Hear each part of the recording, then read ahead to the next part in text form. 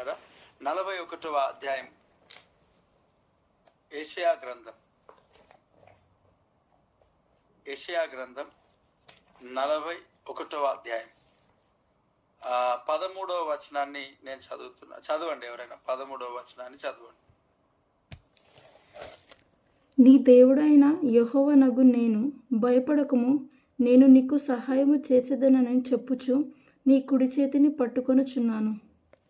దేవునికి స్తోత్రం. హల్లెలూయా. ఇక్కడ ఒక అద్భుతమైన మాటను మనము చూస్తున్నాం ప్రియులారా. నీ దేవుడైన యెహోవానగు నేను నేను నీ దేవుడైన యెహోవానగు నేను నీ దేవుడనైన వాడను. నేను ఏం చేస్తున్నాను? నీ దేవుడనైన యెహోవానగు నేను. ఇప్పుడు కొన్ని సందర్భాలు మాట్లాడతాం. నీ తమ్ముడనైన నేను, లేక నీ భర్తనైన నేను, లేక నీ భార్యనైన నేను. అలాగున నీ దేవుడనైన యెహోవానగు నేను, ఆ ప్రభు నీ దేవుడుగా, నీ తండ్రిగా, నీ ప్రభువుగా ఆయన నీతో మాట్లాడుతున్నాడు. నేను ఏమని చెప్తున్నాను అని అంటే, ఆయన అంటున్నాడు భయపడొద్దని చెప్తా ఉన్నాడు.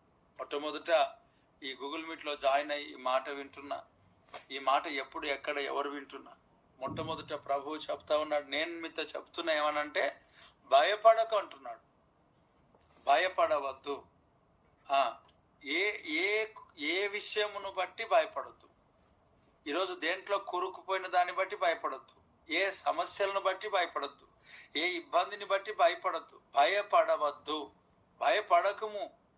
ఎందుకు భయపడొద్దు ప్రభా? నేను ఇంత సమస్యలో ఉన్నా, అప్పులు బాధలు ఇవన్నీ ఉన్నాయి, ఎలా భయపడొద్దు అంటావు? భయపడకము అంతే. ఎందుకు భయపడొద్దు?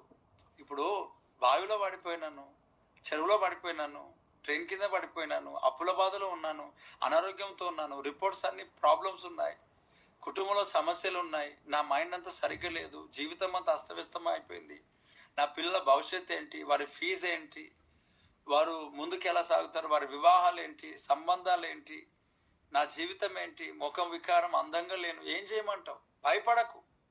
ఎందుకు భయపడదు అంటున్నావు ప్రభా? ఇవన్నీ నా మైనస్లో కదా. వెయిట్ ఎక్కువైపోయినా, హార్ట్ ప్రాబ్లం వస్తేమో, కొలెస్ట్రాల్ పెరిగిపోయింది, బీపీ ఎక్కువ అయిపోతా ఉంది, శరీరంలో బలహీనతలు నాకు ఉన్నాయి, నడుములో నొప్పులు ఉన్నాయి, ఎముకల నొప్పులు, ఎలా బ్రతకాలి, ఎలా జీవించాలా? ఇంకా నా పిల్లల పెళ్ళిళ్ళు కూడా నేను చూడలేను, ఇంకా యవ్వన కాలంలోనే నేను ఉన్నాను, వివాహం అయినప్పటికీ లేక వివాహం అవ్వకపోయినా అనారోగ్యంతో నేను ఉన్నాను. ఎందుకు భయపడొద్దు అంటావు? నా ఫ్యూచర్ ఏంటి, నా జీవితం ఏంటి, రాబోయే దినాల్లో నా పరిస్థితులు ఏంటి, నా పిల్లల భవిష్యత్తు ఏంటి, వారి యొక్క జీవితం ఏంటి, వారు ఎలా జీవిస్తున్నారు, ఎలా నడుస్తున్నారు చూస్తున్నావు కదా ప్రభా. వీటన్నిటిలో ప్రభు అన్నాడు, భయపడకు, నేను వీటన్నిటిలో నేను నీకేం చేస్తానంటే సహాయం చేస్తున్నాను. సహాయం చేస్తా. నేను నీకు సహాయం చేస్తా. ప్రతి విషయంలో నేను నీకు సహాయం చేస్తా. ఓన్లీ సహాయం చేయడం అని అంటే, సహాయం చేస్తానని చెప్పుచు నీ కుడి చేతిని పట్టుకొనుచున్నాడంట. అంటే మునిగిపోకుండా, దాంట్లో కొట్టుకొని పోకుండా, అటు ఇటు పరిగెత్తకుండా, అటు ఇటు వెళ్లకుండా నీకు దేవుడు సహాయం చేస్తూ నీ కుడి చేయి పట్టుకొని ప్రభు లేవనెత్తుతున్నాడు, నడిపిస్తున్నాడు, నిలవబెడుతున్నాడు, బండపై నిలబెడుతున్నాడు. నీ కుడి హస్తాన్ని ప్రభు పట్టుకొని ఉన్నాడు. భయపడకు. మునిగిపోయే పరిస్థితి నీ జీవితంలో లేదు, కొట్టుకుపోయే పరిస్థితి ఏం లేదు. ఎందుకంటే నీ కుడి హస్తమును ప్రభు అయిన యేసు క్రీస్తు పట్టుకొని ఉన్నాడు. నీ చేతిని ప్రభు పట్టుకొని ఉన్నాడు. నీ చేతిని పట్టుకున్నది విడిచిపెట్టడానికి కాదు. నీ ప్రభు అయిన యేసుక్రీస్తు నీ చేతిని, నా చేతిని పట్టుకున్నది విడుచుట కొరకు కాదు. ఆ తండ్రి అయిన దేవుడు, నా దేవా నన్ను నువ్వెందుకు విడిచితివే అని అన్నాడు కదా. ఎందుకు విడిచాడంటే మనల్ని పట్టుకోవడానికే కదా. మనల్ని పట్టుకున్న దేవుడు విడిచిపెట్టేవాడు కాదు. ఆయన అంతం వరకు నిన్ను జీవితాన్ని నడిపించేవాడు. యుగ సమాప్తి వరకు ప్రభు నీకు తోడుగా ఉన్నవాడు. నీ కుడి హస్తాన్ని ప్రభు పట్టుకున్నాడు. నీ కుడి హస్తాన్ని ప్రభు పట్టుకొని ఉన్నాడు.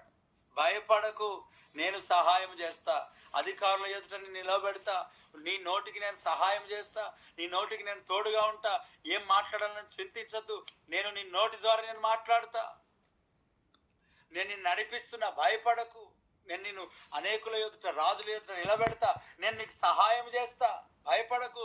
నీ వ్యాపారంలో నేను సహాయం చేస్తా, భయపడకు. నీ జాబ్లో సహాయం చేస్తా, భయపడకు. నీ అనారోగ్యంలో నేను సహాయం చేస్తా, భయపడకు. నీ ఆర్థిక సమస్యల్లో నేను సహాయం చేస్తా, భయపడకు. నువ్వు కూరుకుపోయిన ఆ ఊబిలోండి పైనికి నేను లేవనెత్తుతా, భయపడకు. దేవునికి స్తోత్రం. భయపడక అంటున్నాడు ఆయన. నీ బీపీ, షుగర్, శరీరంలో బలహీనతలు, కిడ్నీ, హార్ట్ అన్నిటిలో నుంచి విడిపిస్తా, స్వస్థపరుస్తా, భయపడకు. నేను నీకు సహాయం చేస్తా. నీ పిల్లల భవిష్యత్తు గురించి భయపడకు, నేను నీకు సహాయం చేస్తా. ఆ పిల్లలను, నీ పిల్లలను నువ్వు చూస్తావు, నువ్వు సహాయం చేస్తా, నీకు భయపడకు. నువ్వు నీ పిల్లలు అధిక విశ్రాంతి పొందుతారు, భయపడకు. నీ పిల్లలకు క్షేమకరంగా దేవుడు ఇస్తాడు, భయపడకు. నువ్వు సావు సజీవురాలువై యెహోవా క్రియలు ప్రకటిస్తావు, భయపడకు. నేను నీకు సహాయం చేస్తా అంటున్నాడు. నీ నోటికి నేను తోడై ఉంటాను అంటున్నాడు. నీ జీవితాన్ని నేను తోడై ఉంటాను, భయపడకు. ఆ రోగం నిన్ను తీసుకుపోదు అంటున్నాడు. ఆ రోగం హాని చేయదు. ఎంత ప్రార్థన చేసిన రోగం నీ జీవితంలో ఉందంటే దేవుడే అనుమతించాడని స్తుతించి భరించడానికి సిద్ధపడి ముళ్ళు అనుకొని ప్రభుని స్తుతించడానికి ట్రై చేయి. ఈరోజు నువ్వు అర్థం చేసుకో, ఆ రోగం నీకు దేవుడే ఇచ్చాడని. ఇప్పుడు ఈ క్షణమే ఆ రోగం, ఆ వ్యాధి, ఆ సమస్యలు, పెయిన్స్, బాడీ పెయిన్స్ ఏది నీ శరీరంలో ఉండవు. ఇన్స్టెంట్ మిరాకిల్ దేవుడు ఈ సమయంలో ఇప్పుడే నీ జీవితంలో అగ్ని, ఫైర్ అనేది నీ శరీరంలో వెళ్ళడం నేను చూస్తున్నా. Every body pains, every bones ఎముకల్లో సత్తువను దేవుడు కుమ్మరిస్తున్నాడు. స్వస్థత, విడుదల, శక్తితో దేవుడు నింపుతున్నాడు.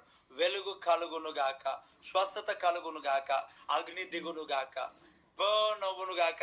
Every evil spirit attacks, every spirit of God, ఆ యొక్క చైన్స్ బ్రేక్ అయిపోవాలి ఇన్ జీసస్ నేమ్.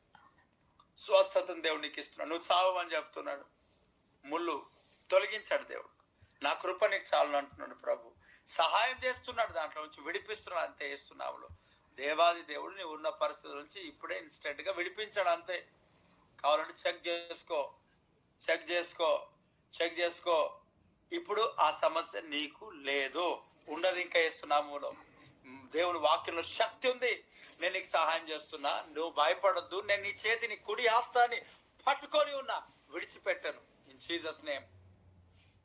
దేవుడు నీతో మాట్లాడుతున్న మాట, ఈ మాట నీ జీవితంలో స్థిరపరచబడి ముందుకు సాగును గాక, నడిపించును గాక.